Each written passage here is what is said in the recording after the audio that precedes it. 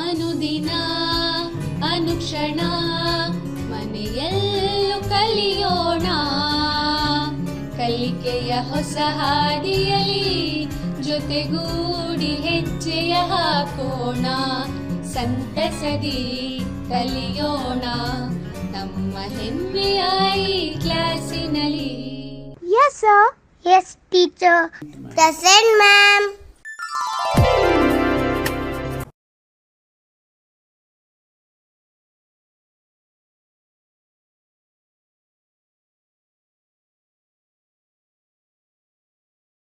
ಪ್ರೀತಿಯ ವಿದ್ಯಾರ್ಥಿಗಳೇ, ನೀವೆಲ್ಲರೂ ಮೂರನೇ ಅವಧಿಗೆ ತುಂಬ ಕಾತರರಾಗಿ ಕಾಯ್ತಾ ಇದ್ದೀರಾ ಅಂತ ನನಗೆ ಗೊತ್ತು. ನಾವು ಇಂದಿನ ಅವಧಿಯಲ್ಲಿ ಈ ನಿರ್ದೇಶಾಂಕ ರೇಖಾಗಣಿತದ ಬಹಳಷ್ಟು ವಿಚಾರಗಳನ್ನು ತಿಳ್ಕೊಂಡಿದ್ದೇವೆ. ಜೊತೆಯಲ್ಲಿ ನಿಮಗೆ ಗೃಹಪಾಠನೂ ಸಹ ಕೊಟ್ಟಿದ್ದೆ. ನೀವು ಅದನ್ನೆಲ್ಲ ಮಾಡಿ ನಿಮ್ಮ ಶಿಕ್ಷಕರೊಂದಿಗೆ ತೋರಿಸಿದ್ದೀರಿ ಅಂತ ಭಾವಿಸಿದ್ದೀನಿ. ಮತ್ತು ಜೊತೆಯಲ್ಲಿ ಹೆಚ್ಚಿನ ಒಂದು ಲೆಕ್ಕಗಳನ್ನು ಸಹ ನೀವು ಅಭ್ಯಾಸ ಮಾಡಿದ್ದೀರಿ ಅಂತ ನನಗೆ ನಿಮ್ಮ ಶಿಕ್ಷಕರಿಂದ ಕೆಲವರಿಂದ ಕೇಳಲ್ಪಟ್ಟು ತುಂಬ ಸಂತೋಷನೇ ಆಯಿತು. ಅದಕ್ಕೆ ನಿಮಗೆ ಅಭಿನಂದನೆಗಳನ್ನು ಹೇಳ್ತಾ, ಇಂದಿನ ಅವಧಿಯಲ್ಲಿ ಏನೆಲ್ಲ ನಾವು ಗೃಹಪಾಠ ಕೊಟ್ಟಿದ್ವಿ ಅದಕ್ಕೆ ಒಂದು ಸರಿ ಉತ್ತರಗಳನ್ನು ನೋಡಿಬಿಡೋಣ. ರೆಡಿ ಇದ್ದೀರಲ್ಲ?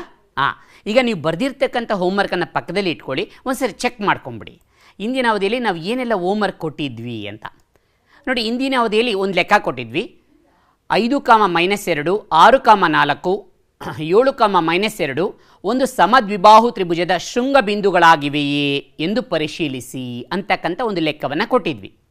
ನೀವು ಈ ಲೆಕ್ಕವನ್ನು ಮಾಡಿದ್ದೀರಿ. ಇಲ್ಲಿ ಒಂದು ಪರಿಕಲ್ಪನೆ ಏನಪ್ಪ ಅಂದರೆ, 2 ಬಾಹುಗಳು ಸಮನಾದ ಅಳತೆಯನ್ನು ಹೊಂದಿರಬೇಕು. ಈಗ ಇಲ್ಲಿ ಒಂದು ಚಿತ್ರವನ್ನು ಸಹ ನಾವು ನೋಡ್ತಾ ಇದ್ದೇವೆ. ಪಿ ಕ್ಯೂವಿನ ಅಳತೆ √37 ಆಗುತ್ತೆ. ಕ್ಯೂ ಆರ್ನ ಅಳತೆ √37 ಆಗುತ್ತೆ. ಅಂದರೆ ಪಿ ಕ್ಯೂ = QR ಆಯಿತು. ಆದ್ದರಿಂದ ಇದು ಒಂದು ಸಮದ್ವಿಬಾಹು ತ್ರಿಭುಜ ಉಂಟಾಗಿದೆ ಅಂತ ನಮಗಿದು ಗೊತ್ತಾಗುತ್ತೆ. ಜೊತೆಯಲ್ಲಿ ಇನ್ನೊಂದು QR ಅನ್ನು ಅಳತೆ ನೋಡ್ತಾ ಇದ್ವಿ, ಅದು 2 ಮಾನಗಳಾಗಿದೆ. ಅದರಿಂದ ಇದು ಒಂದು ಸಮದ್ವಿಬಾಹು ತ್ರಿಭುಜ ಆಗಿದೆ ಅಂತ ನಮಗೆ ಗೊತ್ತಾಯಿತು. ಇದನ್ನು ನೀವು ಮಾಡಿದ್ದೀರಿ ಅಂತ ನಾನು ಅಂದ್ಕೊಂಡಿದ್ದೇನೆ. ನಿಮಗೆ ಅಭಿನಂದನೆಗಳು ಹೇಳ್ತಾ ಮತ್ತೊಂದು ಲೆಕ್ಕವನ್ನು ನೋಡೋಣ. ಈಗ ಇನ್ನೊಂದು ಲೆಕ್ಕ ಕೊಟ್ಟಿದೆ, ಅದನ್ನು ನೋಡೋಣ. -1, -2, 1, -0, -1, 2, -3, 0 ಬಿಂದುಗಳಿಂದ ಚತುರ್ಭುಜಗಳು ಉಂಟಾದ ಚತುರ್ಭುಜದ ವಿಧವನ್ನು ತಿಳಿಸಿ ಅಥವಾ ಹೆಸರಿಸಿ ಅಂತ ಎರಡನೇ ಲೆಕ್ಕ ಕೊಟ್ಟಿದೆ. ಇದನ್ನು ನೀವು ಮಾಡಿದ್ದೀರಿ. ಒಂದು ಸರಿ ನೋಡ್ಕೊಂಬಿಡೋಣ. ಇಲ್ಲಿ ನಾವು ಗಮನಿಸಿದ್ದೀವಿ, A, B, C, D ಅಂತ ನಿರ್ದೇಶಾಂಕ ಬಿಂದುಗಳಿಗೆ ಹೆಸರು ಕೊಟ್ಟಿದ್ದೀವಿ. ಇಲ್ಲಿ ಒಂದು ಚಿತ್ರವನ್ನು ಸಹ ನಾನು ಹಾಕಿದ್ದೇನೆ, ನೀವು ಗಮನಿಸಬೇಕು. ಇಲ್ಲಿ ABCD ಚತುರ್ಭುಜ ಉಂಟಾಗಿದೆ. AB ಇನ್ನು ಅಳತೆಯನ್ನು ನಾವು ಕಂಡುಹಿಡ್ಕೊಳ್ಬೇಕಾಗುತ್ತೆ. A ಮತ್ತು B ನಡುವಿನ ದೂರ ಸೂತ್ರವನ್ನು ಬಳಸಿ ನಾವು ಕಂಡುಹಿಡ್ಕೊಂಡಾಗ ಅಲ್ಲಿ ನಮಗೆ ಕಾಣ್ತಾ ಇದೆ ABಯ ಅಳತೆ 2√2 ಯೂನಿಟ್ಗಳಾಗುತ್ತೆ. ಅದೇ ರೀತಿ ಬಿ ಸಿಯ ಅಳತೆಯನ್ನು ತೆಗೆದುಕೊಂಡಾಗ ಅದು ಸಹ 2√2 ಯೂನಿಟ್ಗಳಾಗುತ್ತೆ. ಇನ್ನು ಸಿ ಡಿಯ ಅಳತೆಯನ್ನು ನಾವು ತೆಗೆದುಕೊಂಡಿದ್ದೀವಿ ಎಂದಾಗ ಅದು ಸಹ 2√2 ಯೂನಿಟ್ಗಳಾಗುತ್ತೆ. ಡಿ ಎ ಅಳತೆಯನ್ನು ತೆಗೆದುಕೊಂಡಾಗ ಅದು ಸಹ 2√2 ಆಗುತ್ತೆ. ಅಂದರೆ ಇಲ್ಲಿ ದೂರ ಸೂತ್ರವನ್ನು ಬಳಸಿ A B, B C, C D, D A ಇವುಗಳ ನಡುವಿನ ಅಂತರವನ್ನು ಅಂದರೆ ಆ ಬಾಹುಗಳ ಉದ್ದವನ್ನು ನಾವು ತಿಳ್ಕೊಂಡಾಗ ಎ ಬಿ ಸಮ ಬಿ ಸಿ ಸಮ ಸಿ ಡಿ ಸಮ ಡಿ ಎ ಆಯಿತು. ಅಂದರೆ 4 ಬಾಹುಗಳು ಸಮನಾದ ಅಳತೆಯನ್ನು ಹೊಂದಿದೆ. ಇಷ್ಟಕ್ಕೇನೆ ಇದನ್ನು ಚತುರ್ಭುಜ ಅಂತ ನಾವು ಹೇಳಬಹುದಾ? ಇಲ್ಲ, ಇನ್ನೂ ಒಂದು ಕಂಡೀಷನ್ ಇದೆ. ಅದು ಏನು ಅನ್ನೋದನ್ನು ನೀವು ಮಾಡಿದ್ದೀರಿ, ಒಂದ್ಸರಿ ಚೆಕ್ ಮಾಡ್ಕೊಂಡ್ಬಿಡಿ. ಏನು ಆ ಕಂಡೀಷನ್ ಇನ್ನೂ ಒಂದು ಅಂತಂದರೆ, ನಾವು ಅಲ್ಲಿ ಕರ್ಣಗಳ ಅಳತೆಯನ್ನು ತೆಗೆದುಕೊಳ್ಬೇಕಾಗತ್ತೆ. ಅಂದರೆ ಎ ಸಿಯ ಒಂದು ಅಳತೆ ಮತ್ತು ಬಿ ಡಿಯ ಅಳತೆ. ಈಗ ಕರ್ಣ ಎ ಸಿಯ ಅಳತೆಯನ್ನು ನಾವು ತೆಗೆದುಕೊಂಡಾಗ ಕರ್ಣ ಎ ಸಿ, ಎ ಮತ್ತು ಸಿ ಆ 2 ಬಿಂದುಗಳ ನಡುವಿನ ದೂರವನ್ನು ದೂರ ಸೂತ್ರ ಉಪಯೋಗಿಸಿ ಕಂಡುಹಿಡ್ಕೊಂಡಾಗ ನಮಗೆ ನೋಡಿ ಅಲ್ಲಿ ಬರುತ್ತೆ 4 ಯೂನಿಟ್ಗಳಾಗತ್ತೆ. ಅದೇ ರೀತಿ ಕರ್ಣ ಬಿ ಡಿಯನ್ನು ತೆಗೆದುಕೊಂಡಾಗ ಅವೆರಡರ ನಡುವಿನ ಒಂದು ದೂರ ಅಥವಾ ಬಿ ಡಿಯ ಅಳತೆ ಎಷ್ಟಪ್ಪ ಅಂದರೆ 4 ಯೂನಿಟ್ಗಳಾಗುತ್ತೆ. ಅಂದರೆ ಇಲ್ಲಿ Karna A C = Karna B D ಆಯಿತು. ಅಂದರೆ ಎ ಬಿ = ಬಿ ಡಿ ಮತ್ತು ಎಲ್ಲ ಬಾಹುಗಳು ಸಮ. A B B C C D D A. ಅಂದರೆ ಕರ್ಣಗಳು ಸಹ ಸಮ, ಬಾಹುಗಳು ಸಮ ಆಗಿದೆ. ಆದ್ದರಿಂದ ಇದು ಒಂದು ನಾವೇನಂತ ಹೇಳ್ತೀವಿ, ಎ ಬಿ ಸಿ ಡಿ ಒಂದು ಚೌಕವಾಗಿದೆ ಅಥವಾ ವರ್ಗವಾಗಿದೆ ಅಂತ ನಮಗೆ ಗೊತ್ತಾಯಿತು. ಇದನ್ನು ನೀವೆಲ್ಲ ಮಾಡಿದ್ದೀರಿ, ತಮಗೆ ಅಭಿನಂದನೆಗಳು ವಿದ್ಯಾರ್ಥಿಗಳೇ. ಈಗ ಈ ಅವಧಿಯಲ್ಲಿ ಇನ್ನೂ ಹೆಚ್ಚಿನ ಲೆಕ್ಕಗಳನ್ನು ಮಾಡೋಣ. ಸಿದ್ಧರಿದ್ದೀರಲ್ಲ? ನೋಟ್ ಪುಸ್ತಕ ತಗೊಳ್ಳಿ, ಪೆನ್ ತಗೊಳ್ಳಿ, ಜೊತೆಯಲ್ಲಿ ಬರ್ಕೊಳ್ತಾ ಹೋಗಿ. ಬನ್ನಿ ಮುಂದಿನ ಲೆಕ್ಕಕ್ಕೆ ಹೋಗೋಣ. ಈಗ ಮುಂದಿನ ಲೆಕ್ಕ ನೋಡಿ. ಎ 6,5 ಮತ್ತು ಬಿ -4,3 ಈ ಬಿಂದುಗಳಿಂದ ಸಮಾನ ದೂರದಲ್ಲಿರ್ತಕ್ಕಂಥ ವೈ ಅಕ್ಷದ ಮೇಲಿನ ಒಂದು ಬಿಂದುವನ್ನು ಕಂಡುಹಿಡಿಯಿರಿ. ನೋಡಿ ವಿದ್ಯಾರ್ಥಿಗಳೇ, ವೈ ಅಕ್ಷದ ಮೇಲಿನ ಬಿಂದುವನ್ನು ಕಂಡುಹಿಡಿಯಬೇಕು. ಈ ಲೆಕ್ಕವನ್ನು ಸರಿಯಾಗಿ ಅರ್ಥೈಸ್ಕೊಂಡ್ಬಿಟ್ರೆ ಲೆಕ್ಕ ತುಂಬ ಸುಲಭವಾಗಿ ಬಂದ್ಬಿಡತ್ತೆ. ಬಿಡಿಸೋಣವಾ? ರೆಡಿ ಇದ್ದೀರಿ ಅಂತ ಅಂದ್ಕೊಂಡಿದ್ದೀನಿ. ಓಕೆ, ಬಿಡಿಸೋಣ ಬನ್ನಿ. ಈಗ ಗಮನಿಸಿ, ವೈ ಅಕ್ಷದ ಮೇಲೆ ಒಂದು ಬಿಂದು ಯಾವ ರೂಪದಲ್ಲಿ ಇರುತ್ತೆ ಅಂತ ನಮಗೆಲ್ಲ ತುಂಬ ಚೆನ್ನಾಗಿ ಗೊತ್ತು. ಅಂದರೆ 0,y. ಅಲ್ಲಿ ವೈ ಅಕ್ಷದ ಮೇಲೆ ಎಕ್ಸ್ನ ಬೆಲೆ 0 ಆಗಿರುತ್ತೆ. ಅದರಿಂದ ವೈ ಅಕ್ಷದ ಮೇಲಿನ ಒಂದು ಬಿಂದು ಏನಾಗುತ್ತೆ? 0,y. ಅಂದರೆ ಅಲ್ಲಿ ವೈಗೆ ಬೆಲೆ ಇರುತ್ತೆ, 1 2 3 4 -1 -2 ಈ ಥರ ಇರುತ್ತೆ. ಆದರೆ ಎಕ್ಸ್ ಮಾತ್ರ 0 ಆಗಿರುತ್ತೆ. ಪಿ ಏನಾಗುತ್ತೆ? ಎ ಮತ್ತು ಬಿಗಳಿಂದ ಸಮಾನ ದೂರದಲ್ಲಿ ಇರ್ತಕ್ಕಂಥ ಒಂದು ಬಿಂದು ಆಗಿರಲಿ ಅಂತ ನಾವು ತೆಗೆದುಕೊಳ್ಳೋಣ. ಸಮಾನ ದೂರದಲ್ಲಿ ಇದೆ ಅಂದರೆ ಎ ಪಿ ಎಷ್ಟಿರುತ್ತೋ ಬಿ ಪಿನೂ ಅಷ್ಟೇ ಇರುತ್ತೆ. ಅದೇ ರೀತಿ ಈಗ ಅದರ ವರ್ಗ ಏನಾಗಿರುತ್ತೆ? ಅದರ ವರ್ಗನೂ ಸಹ ಸಮವಾಗಿರುತ್ತೆ. ಅಂದರೆ AP² = BP² ಆಗತ್ತೆ. ಈಗ ಇದನ್ನು ಬಿಡಿಸೋಣ. ಅಂದರೆ ಎ ಮತ್ತು ಪಿ ಅವುಗಳ ನಡುವಿನ ಅಂತರ, ಬಿ ಮತ್ತು ಪಿ ಅವುಗಳ ನಡುವಿನ ಅಂತರ ಸಮವಾಗಿರುತ್ತೆ. ಈಗ ಅದನ್ನು ಮುಂದುವರಿಸೋಣ ಬನ್ನಿ ವಿದ್ಯಾರ್ಥಿಗಳೇ. ಇಲ್ಲಿ ಗಮನಿಸಿ, AP² = BP² ಅನ್ನು ಕಂಡುಹಿಡ್ಕೋಣ. AP² ಅಂದರೆ x2 - x1 whole square plus y2 - y1 whole square. ಇಲ್ಲಿ AP² ಆಗಿರೋದ್ರಿಂದ ಅಲ್ಲಿ ವರ್ಗಮೂಲ ಇರೋದಿಲ್ಲ. ಅದರಿಂದ ನಾವು ಈ ಸೂತ್ರವನ್ನು ಬಳಸಿಕೊಂಡು ನಾವು AP ಮತ್ತು BPಗಳ ನಡುವಿನ ಅಂತರವನ್ನು ಕಂಡುಹಿಡ್ಕೊಳ್ಳೋಣ. ಎನ ನಿರ್ದೇಶಾಂಕ ಬಿಂದುಗಳು 6,5, ಪಿನ ನಿರ್ದೇಶಾಂಕ ಬಿಂದುಗಳು 0,y. ಅದೇ ರೀತಿ ಬಿನ ಒಂದು ನಿರ್ದೇಶಾಂಕಗಳನ್ನು ತೆಗೆದುಕೊಂಡಾಗ -4, 3 ಮತ್ತು ಪಿ ಅದನ್ನೇ ತೆಗೆದುಕೊಳ್ಬೇಕಾಗತ್ತೆ 0,y. ಈಗ ದೂರ ಸೂತ್ರವನ್ನು ಬಳಸೋಣ. ನಾನು ಆಗಲೇ ಹೇಳಿದೆ, ದೂರ ಸೂತ್ರವನ್ನು ವರ್ಗಮೂಲ x2 - x1 whole square plus y2 - y1 whole square ಆಗುತ್ತೆ. ಇಲ್ಲಿ ಇದರ ವರ್ಗ AP² ತೆಗೆದುಕೊಳ್ಳೋದ್ರಿಂದ ವರ್ಗಮೂಲ ಕ್ಯಾನ್ಸಲ್ ಆಗುತ್ತೆ. ಅದರಿಂದ ನಾವು ಡೈರೆಕ್ಟಾಗಿ ನಾವು ಅದನ್ನು ಅಪ್ಲೈ ಮಾಡಬಹುದು. ಈಗ ಇದನ್ನು ಸುಲಭೀಕರಿಸೋಣ. ಈಗ ಇದನ್ನು ಸುಲಭೀಕರಿಸಬೇಕಾದ್ರೆ 0 - 6, 0ಯಲ್ಲಿ -6 ಹೋದರೆ -6 ಇರುತ್ತೆ. ಅದರ ವರ್ಗವನ್ನು ತೆಗೆದುಕೊಂಡಾಗ -6² ಅಂದರೆ 36 ಆಗುತ್ತೆ. ಇನ್ನು ಎರಡನೇ ಟರ್ಮ್ ನೋಡಿ, y - 5 ಇದು a - b ಹೋಲ್ ಸ್ಕ್ವೇರ್ ರೂಪದಲ್ಲಿದೆ. ಅದರಿಂದ ಆ ಸೂತ್ರವನ್ನು ಅಪ್ಲೈ ಮಾಡ್ಕೊಳ್ಳಿ. ಅದೇ ರೀತಿ RHS ಅಲ್ಲಿ ಇರೋದನ್ನು ಸಹ ಬಿಡಿಸಿದಾಗ ನಮಗೆ ಯಾವ ರೀತಿ ಬರುತ್ತೆ ಒಂದ್ಸರಿ ಗಮನಿಸಿ ನೋಡೋಣ. ನೋಡಿ 36 ಬಂತು. y² a² ಅಂದರೆ y², b² ಅಂದರೆ 5² ಅಂದರೆ 25 -2 y × 5 ಅದನ್ನು ಗುಣಿಸ್ಕೊಂಡಾಗ -10y ಆಗುತ್ತೆ. ಅದೇ ರೀತಿ ಬಲಗಡೆ 4² ಅಂದರೆ 16, y² ಹಾಗೆ ಬಂತು. 3² ಅಂದರೆ 9, 2y × 3 ಅದನ್ನು ತೆಗೆದುಕೊಂಡಾಗ -6y ಆಗುತ್ತೆ. ಈಗ ಇದನ್ನು ಸುಲಭೀಕರಿಸೋಣ. y² ಎರಡೂ ಕಡೆ ಕ್ಯಾನ್ಸಲ್ ಆಗುತ್ತೆ. ಮತ್ತು yಯನ್ನು ಒಂದು ಕಡೆ ತೆಗೆದುಕೊಳ್ಳಿ, ಸಂಖ್ಯೆಯನ್ನು ಒಂದು ಕಡೆ ತೆಗೆದುಕೊಳ್ಳಿ. ಹಾಗೇನು ಬರುತ್ತೆ ನೋಡಿ, 4y = 36 ಆಗುತ್ತೆ.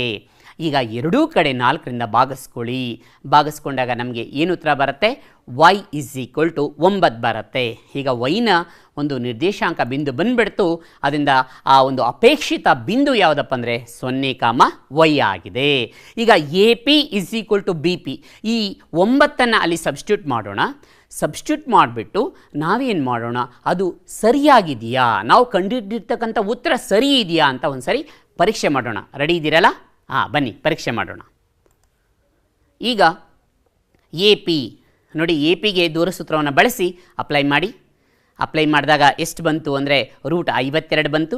BPಗೆ ಅದನ್ನು ಸಬ್ಸ್ಟಿಟ್ಯೂಟ್ ಮಾಡಿ, ಅದು ಸಹ 52 ಬಂತು. ನಾನು ಆಗಲೇ ಹೇಳಿದೆ AP = BP, AP² = BP². ವರ್ಗಮೂಲ ಕ್ಯಾನ್ಸಲ್ ಆಗುತ್ತೆ. AP² = 52, BP² = 52 ಆಗುತ್ತೆ. ಆದ್ದರಿಂದ ನಮ್ಮ ಒಂದು ಲೆಕ್ಕ ಸರಿ ಇದೆ. ಮೇಲಿನ ಹಂತಗಳಿಂದ y ಅಕ್ಷ ಮತ್ತು ABಯ ಒಂದು ಲಂಬಾರ್ಥಕಗಳ ಛೇದನವು ಏನಾಗಿದೆಯಪ್ಪ ಅಂದರೆ 0,y ಎಂಬುದನ್ನು ನಾವಿಲ್ಲಿ ಕಾಣಬಹುದು. ಅಂದರೆ ವೈನ ಬೆಲೆ ಎಷ್ಟಪ್ಪ ಇಲ್ಲಿ ಆಗುತ್ತೆ ಅಂದರೆ ನಿರ್ದೇಶಾಂಕ ಬೆಲೆ ಎಷ್ಟಂದರೆ 9 ಆಗ್ತದೆ. ಗೊತ್ತಾಯ್ತಲ್ಲ ವಿದ್ಯಾರ್ಥಿಗಳೇ? ಈಗ ಮತ್ತೊಂದು ಲೆಕ್ಕವನ್ನು ನೋಡೋಣ. ತುಂಬ ಕುತೂಹಲಕಾರಿಯಾಗಿದೆಯಲ್ವಾ? ಈ ಲೆಕ್ಕ ತುಂಬಾ ಇಂಟ್ರೆಸ್ಟಿಂಗ್ ಆಗಿರ್ತಕ್ಕಂಥ ಒಂದು ಲೆಕ್ಕ. ಒಂದು ದೂರವಾಣಿ ಕಂಪ್ನಿ ಅಂದರೆ ಟೆಲಿಫೋನ್ ಕಂಪ್ನಿಯವರು ಎ ಮತ್ತು ಬಿ ಒಂದು 2 ಪ್ಲೇಸ್ ಇದೆ. ಆ ಪ್ಲೇಸ್ಗಳ ನಡುವೆ ಪಿ ಅಂತಕ್ಕಂಥ ಒಂದು ಬಿಂದುವಿನಲ್ಲಿ ಒಂದು ಪ್ರಸಾರ ಗೋಪುರ ಅಂದರೆ ಒಂದು ಟವರನ್ನು ಹಾಕಬೇಕು ಅಂತ ಇಚ್ಛೆ ಪಡ್ತಾರೆ. ಇಚ್ಛೆ ಪಟ್ಟು ಅವರೇನು ಮಾಡ್ತಾರೆ, ಒಂದು ಕಂಡೀಷನ್ ಇರುತ್ತೆ. ಏನಪ್ಪ ಅಂದರೆ ಬಿಯಿಂದ ಎಗಿರುವ ದೂರ ಎಯಿಂದ ಬಿಗೆ ಇರುವ ದೂರದ 2 ಪಟ್ಟಾಗಿರಬೇಕು. ಪಿ ಯು ಎ ಬಿಯ ಮೇಲಿದ್ದರೆ ಅದು ಅವಾಗೇನಾಗುತ್ತೆ, ಎ ಬಿಯನ್ನು 1:2 ಅನುಪಾತದಲ್ಲಿ ವಿಭಾಗಿಸುತ್ತೆ. ಅಂದರೆ ಟವರ್ ಬಿಯಿಂದ ಇರುವ ದೂರವು ಎಯಿಂದ ಇರುವ ದೂರದ 2 ಪಟ್ಟು ಆಗಿರಬೇಕು. ಆಗ ಪಿ ಯು ಎ ಬಿಯ ಮೇಲಿದ್ದರೆ ಎ ಬಿಯು 1:2 ಅನುಪಾತದಲ್ಲಿ ವಿಭಾಗ ಮಾಡುತ್ತೆ.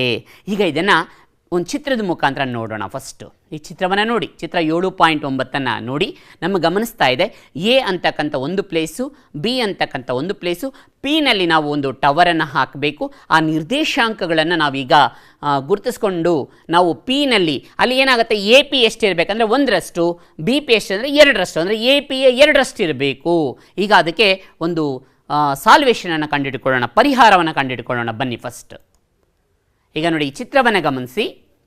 ಈ ಚಿತ್ರವನ್ನು ನೋಡಿದಾಗ ನಾವಿಲ್ಲಿ ಎ ಅಲ್ಲಿ ಇದೆ, ಒಂದು ಪಾಯಿಂಟ್ ಇದೆ, ಅದರ ಮೂಲ ಬಿಂದು ಓ ಮತ್ತು 1 ಕಿಲೋಮೀಟರ್, 2 ಕಡೆ ಎಕ್ಸ್ ಅಕ್ಷ 1 ಕಿಲೋಮೀಟ್ರು, ವೈ ಅಕ್ಷ 1 ಕಿಲೋಮೀಟರ್, 1 ಯೂನಿಟ್ ಅಂತ ತಗೋಣ. ಜೊತೆಯಲ್ಲಿ ಬಿ ಯ ನಿರ್ದೇಶಾಂಕಗಳು 36,15 ಆಗಿರಲಿ ಅಂತ ತೆಗೆದುಕೊಳ್ಳೋಣ. ಟವರ್ನ ಸ್ಥಾನವನ್ನು ಗುರುತಿಸಬೇಕು ಅಂದರೆ ಪಿ ಯ ನಿರ್ದೇಶಾಂಕಗಳು ನಮಗೆ ಗೊತ್ತಿರಬೇಕು. ಆ ನಿರ್ದೇಶಾಂಕಗಳನ್ನು ಹೇಗೆ ಕಂಡುಹಿಡಿತೀರಾ ಒಂದು ಸಾರಿ ಯೋಚನೆ ಮಾಡಿ. ಹೇಗೆ ಕಂಡುಹಿಡಿತೀವಿ ಬನ್ನಿ, ತುಂಬ ಇಂಟ್ರೆಸ್ಟಿಂಗ್ ಆಗಿದೆಯಲ್ಲ, ನೋಡೋಣ ಹೇಗೆ ಕಂಡುಹಿಡಿಯೋದು ಅಂತ. ಈಗ ಏನು ಮಾಡೋಣ, ಪಿ ಯ ನಿರ್ದೇಶಾಂಕಗಳು ಎಕ್ಸ್ ಕಾಮ ವೈ ಆಗಿರಲಿ. ಅಲ್ಲಿ ಪಿ ಇದೆಯಲ್ಲ ಅದಕ್ಕೆ ಎಕ್ಸ್ ಕಾಮ ವೈ ಅಂತ ತೆಗೆದುಕೊಂಡು ಬಿಡೋಣ. ಅದಾದಮೇಲೆ ಈ ಪಿ ಡಿ ಲಂಬವನ್ನು ಎಕ್ಸ್ ಅಕ್ಷಗೆ ಎಳಿಬೇಕು. ಪಿ ಡಿ ಲಂಬವನ್ನು ಎಕ್ಸ್ ಅಕ್ಷಗೆ ಎಳೆಯೋಣ. ಅದಾದಮೇಲೆ ಬಿ ಇ ಲಂಬವನ್ನು ಎಕ್ಸ್ ಅಕ್ಷಗೆ ಎಳೀರಿ, ಅಂದರೆ ಪಿ ಸಿ ಲಂಬ ಬಿಯನ್ನು ಎಳೆಯಿರಿ. ಈಗ ಕೋನ ನಿರ್ಧಾರ ಗುಣದಿಂದ ನಮಗೇನಾಗುತ್ತೆ, ಅಲ್ಲಿ 2 ತ್ರಿಭುಜಗಳು ಉಂಟಾಗಿದೆ. ತ್ರಿಭುಜ ಪಿ ಒ ಡಿ ಮತ್ತು ತ್ರಿಭುಜ ಬಿ ಪಿ ಸಿಗಳೇನಾಗಿರುತ್ತೆ, ಸಮರೂಪಿ ತ್ರಿಭುಜಗಳಾಗಿರುತ್ತೆ. ಈಗ ತ್ರಿಭುಜ ಪಿ ಒ ಡಿ ಮತ್ತು ತ್ರಿಭುಜ ಬಿ ಪಿ ಸಿಗಳಲ್ಲಿ ಅಲ್ಲಿ ಇರ್ತಕ್ಕಂಥ ತ್ರಿಭುಜ ನೋಡಿ, ತ್ರಿಭುಜ ಪಿ ಒ ಡಿ ಮತ್ತು ತ್ರಿಭುಜ ಅಲ್ಲಿ ಪಿ ಬಿ ಸಿ ಇವುಗಳನ್ನು ತೆಗೆದುಕೊಂಡಾಗ ಅಲ್ಲಿ ನಮಗೆ ಗೊತ್ತಾಗ್ತಾ ಇದೆ ಅನುರೂಪ ಬಾಹುಗಳು ಸಮಾನುಪಾತದಲ್ಲಿ ಇರ್ತದೆ. ಅಂದರೆ 2 ತ್ರಿಭುಜಗಳು ಸಮರೂಪಿಗಳಾಗಿದ್ದಾಗ ಅವುಗಳ ಕೋನಗಳು ಸಮನಾಗಿರುತ್ತೆ, ಅನುರೂಪ ಬಾಹುಗಳು ಸಮಾನುಪಾತದಲ್ಲಿರುತ್ತೆ ಅಂತ ನಮಗೆ ಗೊತ್ತಿದೆ. ಆ ಒಂದು ಇದನ್ನು ಇಲ್ಲಿ ಬಳಸ್ಕೊಳ್ಳೋಣ. O D by P C is equal to O P by B P. ಇಲ್ಲಿ O D by P C is equal to O P by B C ಆಗುತ್ತೆ. ಅಂದರೆ ಇಲ್ಲಿ ಒ ಪಿ ಎಷ್ಟಿರುತ್ತೆ, 1ರಷ್ಟು, ಬಿ ಪಿ ಎಷ್ಟಿರುತ್ತೆ, 2ರಷ್ಟು ಇರುತ್ತೆ. ಈಗ ಮತ್ತೊಂದು ಬಾಹುವನ್ನು ತೆಗೆದುಕೊಳ್ಳೋಣ. P D by B C is equal to O P by B P.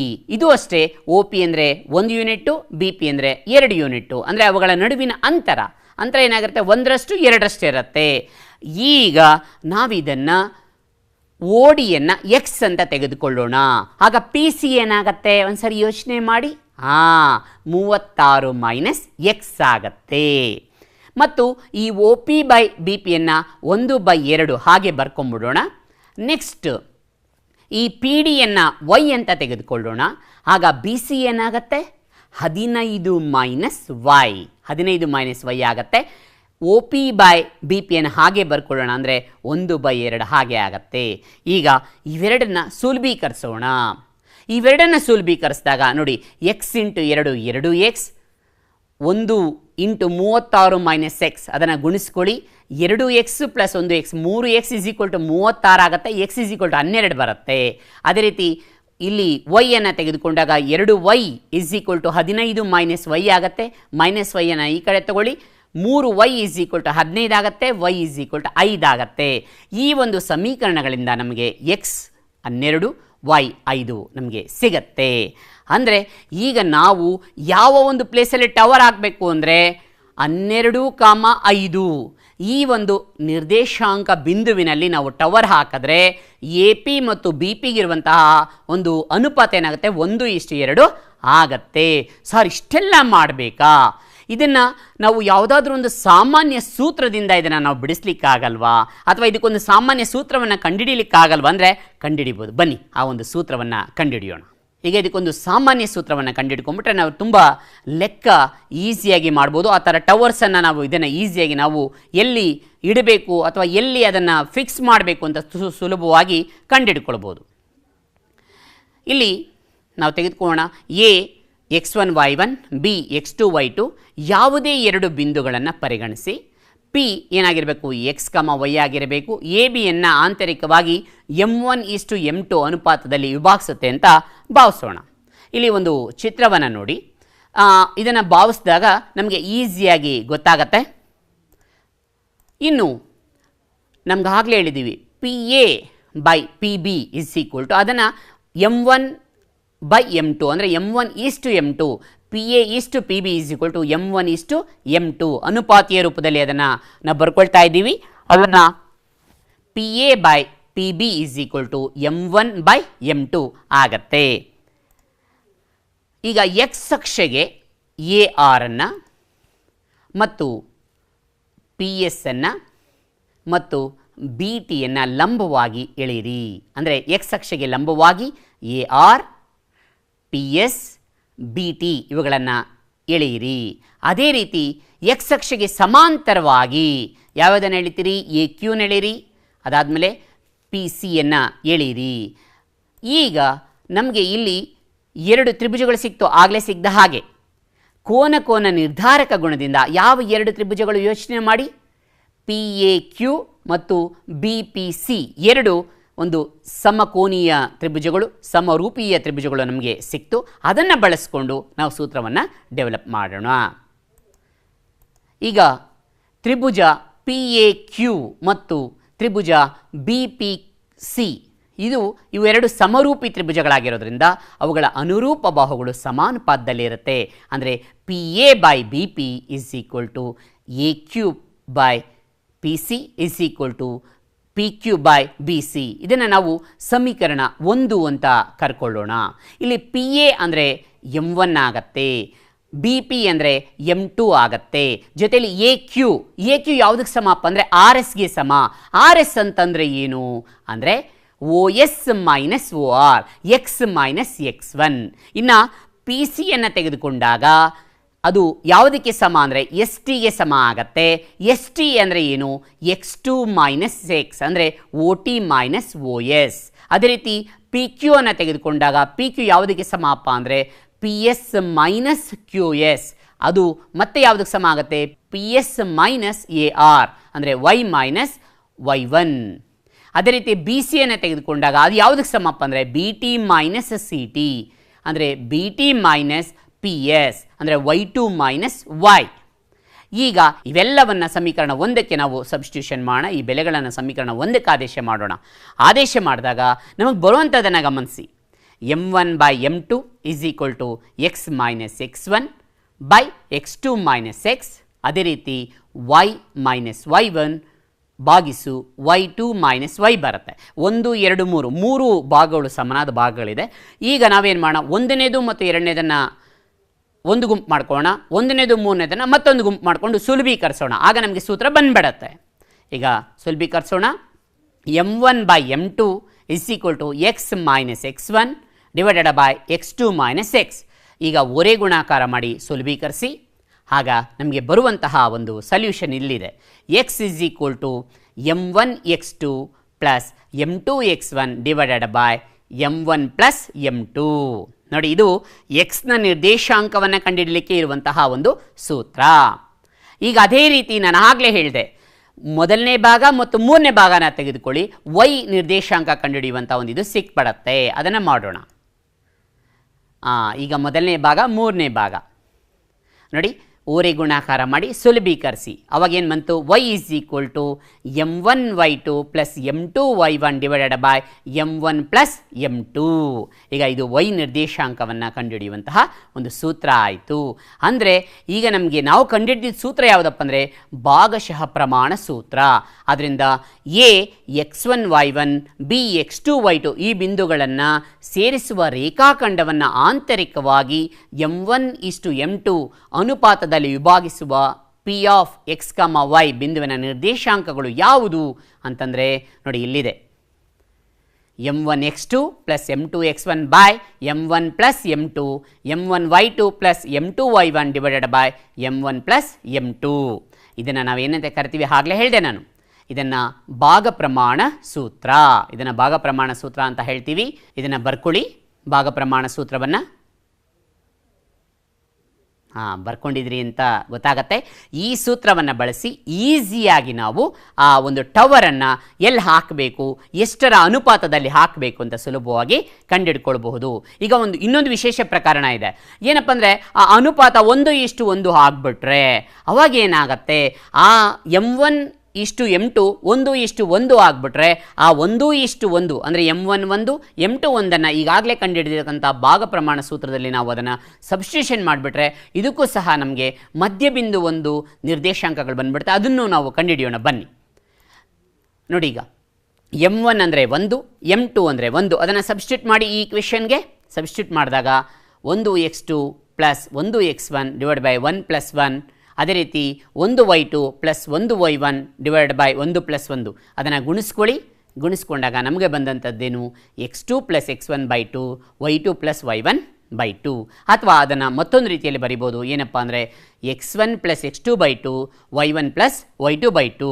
ಇದನ್ನು ನಾವು ಏನಂತ ಕರಿತೀವಿ ಅಂತಂದರೆ ಇದನ್ನು ರೇಖಾಖಂಡದ ಮಧ್ಯಬಿಂದು ಪಿನ ನಿರ್ದೇಶಾಂಕಗಳು ಅಂದರೆ ಮಧ್ಯಬಿಂದುವಿನ ನಿರ್ದೇಶಾಂಕಗಳನ್ನು ಕಂಡುಹಿಡಿಯುವ ಸೂತ್ರ x1 plus x2 by 2 y1 plus y2 by 2 ಅಥವಾ x2 plus x1 by 2 y2 plus y1 by 2 ಅಂತ ನಾವು ಹೇಳ್ಬಹುದು. ಈಗ ಇದನ್ನು ಬಳಸಿ ಕೆಲವಾರು ಸಮಸ್ಯೆಗಳನ್ನು ಬಿಡಿಸೋಣ ಬನ್ನಿ ವಿದ್ಯಾರ್ಥಿಗಳೇ. ಎಲ್ಲ ತುಂಬ ಕುತೂಹಲಕಾರಿಯಾಗಿದೆ. ಇಲ್ಲ 2 ಸೂತ್ರಗಳನ್ನು ನಾವೀಗ ಇಲ್ಲಿ ಕಲ್ತ್ಕೊಂಡ್ವಿ. ಇಲ್ಲಿ ಈ ಲೆಕ್ಕವನ್ನು ನೋಡಿ, 4, -3 ಮತ್ತು 8, 5 ಬಿಂದುಗಳನ್ನು ಸೇರಿಸುವ ರೇಖಾಖಂಡವನ್ನು ಆಂತರಿಕವಾಗಿ 3:1 ಅನುಪಾತದಲ್ಲಿ ವಿಭಾಗಿಸುವ ಬಿಂದುವಿನ ನಿರ್ದೇಶಾಂಕಗಳನ್ನು ಕಂಡುಹಿಡಿಯಿರಿ. ಇಲ್ಲಿ m1 m2 ಕೊಟ್ಬಿಟ್ಟಿದ್ದಾನೆ. P of X comma Y ಅನ್ನು ನಾವು ಕಂಡುಹಿಡಿಬೇಕು. ಬನ್ನಿ ಕಂಡುಹಿಡಿಯೋಣ. ಯಾವ ಸೂತ್ರವನ್ನು ಬಳಸ್ಕೋಬೇಕು? ಈಗಾಗಲೇ ಈ ಕಂಡುಹಿಡಿದಿರ್ತಕ್ಕಂಥ ಸೂತ್ರವನ್ನು ಬಳಸ್ಕೋಣ. ಈಗ ನೋಡಿ, ಆ ಅಪೇಕ್ಷಿತ ಬಿಂದು ಏನಾಗಿರಲಿ, ಪಿ ಎಕ್ಸ್ ಕಮ ವೈ ಆಗಿರಲಿ. ಈಗ ಭಾಗ ಪ್ರಮಾಣ ಸೂತ್ರವನ್ನು ಬಳಸ್ಕೊಳ್ಳೋಣ. ಸೂತ್ರ ಗೊತ್ತಿದೆ ನಮಗೆ, ಭಾಗ ಪ್ರಮಾಣ ಸೂತ್ರ. ಆ ಸೂತ್ರವನ್ನು ಬಳಸ್ಕೊಳ್ಳೋಣ. ಈಗ ಆ ನಿರ್ದೇಶಾಂಕಗಳನ್ನು ನಾವಿಲ್ಲಿ ಗುರ್ತು ಮಾಡ್ಕೊಳ್ಬೇಕಾಗತ್ತೆ. x1 y1 ಯಾವುದು, x2 y2 ಯಾವುದು, m1 m2 ಯಾವುದು. ನೋಡಿ, x1 y1 4, -3, x2 y2 8, 5, m1 m2 3:1. ಈಗ ಇದನ್ನು ಮೊದಲನೇ ಇದಕ್ಕೆ ಸಬ್ಸ್ಟಿಟ್ಯೂಟ್ ಮಾಡೋಣ, x ಇದಕ್ಕೆ ಸಬ್ಸ್ಟಿಟ್ಯೂಟ್ ಮಾಡೋಣ. ಎಕ್ಸ್ಗೆ ಮಾತ್ರ ಸಬ್ಸ್ಟಿಟ್ಯೂಟ್ ಮಾಡಿ. ಸಬ್ಸ್ಟಿಟ್ಯೂಟ್ ಮಾಡಿದಾಗ x = 3 × 8 plus 1 × 4 by 3 plus 1. 8 3 24, 24 plus 4 28 by 4 ಅಂದಾಗ 7 ಬರುತ್ತೆ. ಅಂದರೆ ಎಕ್ಸ್ನ ಒಂದು ನಿರ್ದೇಶಾಂಕ ಇಲ್ಲಿ ಎಷ್ಟಪ್ಪ ಅಂದರೆ 7 ಆಗ್ತದೆ. ಅದೇ ರೀತಿ ವೈಗೆ ಸಬ್ಸ್ಟಿಟ್ಯೂಷನ್ ಮಾಡೋಣ. ಈಗ ವೈಗೆ ಸಬ್ಸ್ಟಿಟ್ಯೂಷನ್ ಮಾಡೋಣ. ನಿರ್ದೇಶಾಂಕ ಬಿಂದುಗಳು ಇಲ್ಲಿದೆ. ವೈಗೆ ಸಬ್ಸ್ಟಿಟ್ಯೂಷನ್ ಮಾಡಿದಾಗ ಅಲ್ಲೇನಾಗುತ್ತೆ, m1 ಅಂದರೆ 3, y2 ಅಂದರೆ 5 ಪ್ಲಸ್ m2 ಅಂದರೆ 1, y1 ಅಂದರೆ -3 ಮತ್ತು m1 m2 3 ಪ್ಲಸ್ 1, 3 5 15, 15ರಲ್ಲಿ 3 ಹೋದರೆ 12, 12 ಬೈ 4 ಅಂದರೆ 3. ಅಂದರೆ ವೈನ ಒಂದು ನಿರ್ದೇಶಾಂಕಗಳಿಗೆ ನಮಗೆ ಗೊತ್ತಾಯಿತು. ಎಷ್ಟಪ್ಪ ಅಂದರೆ ಅಲ್ಲಿ ವೈನ ನಿರ್ದೇಶಾಂಕಗಳು ನಾವು ಗಮನಿಸಿದ್ವಿ, 3 ಆಯಿತು.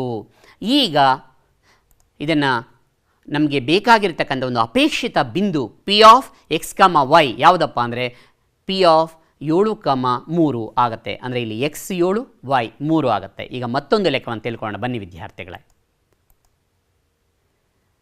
ಈಗ a -6, 10 ಮತ್ತು b 3, -8 ಬಿಂದುಗಳನ್ನು ಸೇರಿಸುವ ರೇಖಾಖಂಡವು -4, 6 ಬಿಂದುವು ಯಾವ ಅನುಪಾತದಲ್ಲಿ ವಿಭಾಗಿಸುತ್ತೆ? ಇಲ್ಲಿ P of X comma Y ಕೊಟ್ಬಿಟ್ಟಿದ್ದಾನೆ. m1 = m2 ಅನ್ನು ನಾವು ಕಂಡುಹಿಡಿಬೇಕು. ಅದನ್ನು ಕಂಡುಹಿಡಿಯೋಣವಾ? ಸೇಮ್ ಈಗ ಏನು ಫಾರ್ಮುಲಾ ಬಳಸೋದು ಅದೇ ಫಾರ್ಮುಲಾಗೆ ಅಪ್ಲೈ ಮಾಡ್ಕೊಂಡು ಮಾಡಬೇಕು. ಜೊತೆಯಲ್ಲಿ ಮಾಡೋಣ. ಈಗ P of X comma Y ಕೊಟ್ಬಿಟ್ಟಿದ್ದಾನೆ. m1 ಮತ್ತು m2 ಅನ್ನು ನಾವು ಹಾಗೆ ಬರ್ಕೊಂಡು ನಾವು ಅದನ್ನು ಕಂಡುಹಿಡಿಯೋಣ. ರೆಡಿಯಾಗಿದ್ದೀರಿ? ಬನ್ನಿ ಅದನ್ನು ಬಿಡಿಸೋಣ. ಈಗ ಪರಿಹಾರವನ್ನು ತೆಗೆದುಕೊಳ್ಳೋಣ. -4, 6 ಎ ಬಿಯನ್ನು ಆಂತರಿಕವಾಗಿ m1 = m2 ಅನುಪಾತದಲ್ಲಿ ವಿಭಾಗ ಮಾಡಲಿ. ನೋಡಿ, ಅದನ್ನು m1 = m2 ಅನುಪಾತದಲ್ಲಿ ವಿಭಾಗ ಮಾಡಲಿ. ಈಗ ಅದನ್ನು ತೆಗೆದುಕೊಳ್ಳೋಣ. ಭಾಗ ಪ್ರಮಾಣ ಸೂತ್ರವನ್ನು ಬಳಸ್ಕೊಳ್ಳೋಣ. ಭಾಗ ಪ್ರಮಾಣ ಸೂತ್ರ ನಮಗೆ ಗೊತ್ತಿದೆ. ಇಲ್ಲಿ ಬರ್ತಾ ಇದೆ P of X comma Y is equal to m1x2 plus m2x1 divided by m1 plus m2 comma m1y2 plus m2y1 divide by m1 plus m2. ಇದಕ್ಕೆ ನಾವು ಸಬ್ಸ್ಟಿಟ್ಯೂಷನ್ ಮಾಡೋದಕ್ಕಿಂತ ಮುಂಚೆ x1 y1 x2 y2 ಅನ್ನು ತಿಳ್ಕೊಳ್ಬೇಕಾಗತ್ತೆ ಮತ್ತು ಗುರುತಿಸಬೇಕಾಗತ್ತೆ. ಮತ್ತು ಈಗ ಆ ಒಂದು ಬೆಲೆಗಳನ್ನು ಇದಕ್ಕೆ ಆದೇಶ ಮಾಡಿಬಿಡಿ. ಮತ್ತು ಜೊತೆಯಲ್ಲಿ ಎಕ್ಸ್ ಮತ್ತು ವೈ ಬೆಲೆ ಕೊಟ್ಟಿದೆ, P of X comma Y ಕೊಟ್ಟಿದೆ, ಅಂದರೆ -4 6 ಅದನ್ನು ಇಲ್ಲಿ ಸಬ್ಸ್ಟಿಟ್ಯೂಷನ್ ಮಾಡಿದ್ದೀನಿ. ಇಲ್ಲಿ ಗಮನಿಸಿ, ಈಗ ನೀವು ಜೊತೆಯಲ್ಲಿ ಮಾಡ್ತಾ ಇದ್ದೀರಿ, ಒಂದು ಸರಿ ನೋಡ್ಕೊಳ್ಳಿ. ಈಗ ಅದನ್ನು ಸಿಂಪ್ಲಿಫೈ ಮಾಡೋಣ. ಒಂದೊಂದೇ ಪಾರ್ಟನ್ನು ತೆಗೆದುಕೊಂಡು ಸಿಂಪ್ಲಿಫೈ ಮಾಡೋಣ, ಅಥವಾ ಜೊತೆಯಲ್ಲಿ ಎರಡನ್ನೂ ಮಾಡ್ಬೋದು.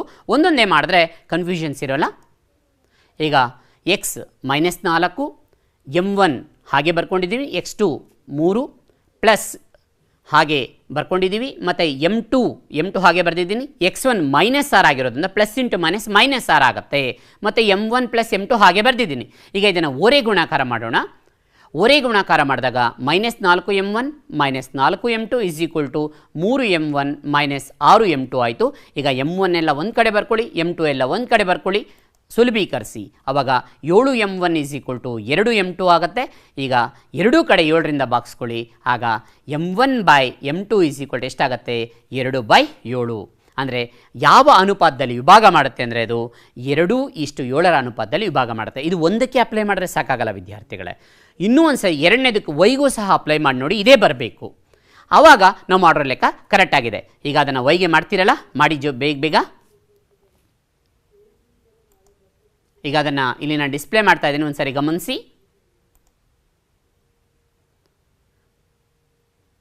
ವೈನ ಒಂದು ಇದನ್ನು ತೆಗೆದುಕೊಂಡಾಗ 6, m1 ಹಾಗೆ ಇರಲಿ, m2 ಹಾಗೆ ಇರಲಿ, y2 -8, y1 10. ಈಗ ಇದನ್ನು ಸುಲಭೀಕರಿಸಿ, ಓರೆ ಗುಣಾಕಾರ ಮಾಡಿ ಸುಲಭೀಕರಿಸಿ. ಇಲ್ಲೇನಾಯಿತು? 14m1 is equal to 4m2 ಆಯಿತು. ಎರಡು ಕಡೆ 14ರಿಂದ ಭಾಗಿಸ್ಕೊಳ್ಳಿ. ಹಾಗೇನಾಗುತ್ತೆ? m1 by m2 is equal to 4/14 ಆಗುತ್ತೆ. ಇದನ್ನು ಸುಲಭೀಕರಿಸಿದಾಗ m1 by m2 is equal to ಎಷ್ಟಾಯಿತು? 2:7 ಆಯಿತು. ಈ ಅವಧಿಯಲ್ಲಿ ನಾವು ಯಾವ ಅಂಶಗಳನ್ನು ಕಲ್ತ್ಕೊಂಡ್ವಿ ಒಂದು ಸಾರಿ ಯೋಚನೆ ಮಾಡಿ. ತುಂಬಾ ವಿಷಯಗಳನ್ನು ಕಲ್ತ್ಕೊಂಡ್ವಿ. ಒಂದೊಂದಾಗಿ ನೋಡ್ತಾ ಹೋಗ್ಬಿಡೋಣ. ಭಾಗಶಃ ಪ್ರಮಾಣ ಸೂತ್ರವನ್ನು ಕಂಡುಹಿಡಿದಿದ್ದೀವಿ. ಜೊತೆಯಲ್ಲಿ ಭಾಗಶಃ ಪ್ರಮಾಣ ಸೂತ್ರವನ್ನು ಅನ್ವಯಿಸಿ ಕೆಲವಾರು ಸಮಸ್ಯೆಗಳನ್ನು ನಾವು ಬಿಡಿಸಿದ್ದೀವಿ. ಅದಾದಮೇಲೆ ಮಧ್ಯಬಿಂದುವನ್ನು ಕಂಡುಹಿಡಿಯುವಂಥದ್ದು ಇದೇ ಸೂತ್ರವನ್ನು ಉಪಯೋಗಿಸ್ಕೊಂಡು ವಿಶೇಷ ಪ್ರಕರಣದಲ್ಲಿ m1:m2ನ 1:1 ಅಂತ ತೆಗೆದುಕೊಂಡು ಮಧ್ಯಬಿಂದುವನ್ನು ಕಂಡುಹಿಡಿಯುವಂತಹ ಒಂದು ಸೂತ್ರವನ್ನು ಸಹ ನಾವಿಲ್ಲಿ ಬಿಡಿಸಿದ್ದೇವೆ. ಜೊತೆಯಲ್ಲಿ ಅದಕ್ಕೆ ಸಂಬಂಧಪಟ್ಟಂಥ ಲೆಕ್ಕಗಳನ್ನು ಮುಂದಿನ ಅವಧಿಯಲ್ಲಿ ಬಿಡಿಸೋಣ. ಇನ್ನು ಹೋಮ್ವರ್ಕ್ ತಗೊಳ್ಳೋದಕ್ಕೆ ರೆಡಿ ಇದ್ದೀರಿ? ಇಲ್ಲಿ ಕೆಲವಾರು ಹೋಮ್ವರ್ಕ್ ಇದೆ, ಬರ್ಕೊಳ್ಳಿ ವಿದ್ಯಾರ್ಥಿಗಳೇ. ಮೊದಲನೇ ಲೆಕ್ಕ -3, 10 ಮತ್ತು 6, -8 ಬಿಂದುಗಳನ್ನು ಸೇರಿಸುವ ರೇಖಾಖಂಡವು -1, 6ರಿಂದ ಯಾವ ಅನುಪಾತದಲ್ಲಿ ವಿಭಾಗಿಸಲ್ಪಡುತ್ತೆ ಅನ್ನೋದನ್ನು ಕಂಡುಹಿಡಿಯಿರಿ. ಅಂದರೆ ಇಲ್ಲಿ m1:m2 ಕಂಡುಹಿಡಿಯಬೇಕಾಗತ್ತೆ. ಬರ್ಕೊಳ್ಳಿ.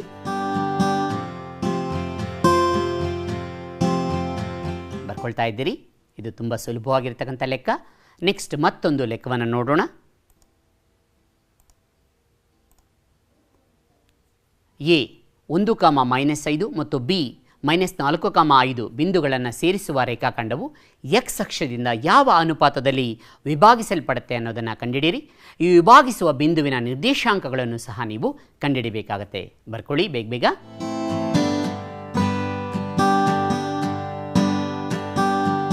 ಇನ್ನು ಮುಂದಿನ ಅವಧಿಯಲ್ಲಿ ನಾವು ಯಾವ್ಯಾವುದನ್ನು ಕಲ್ತ್ಕೋತೀವಿ ಅಂತ ಒಂದು ಸರಿ ನೋಡ್ಕೊಂಡು ಬಿಡೋಣ.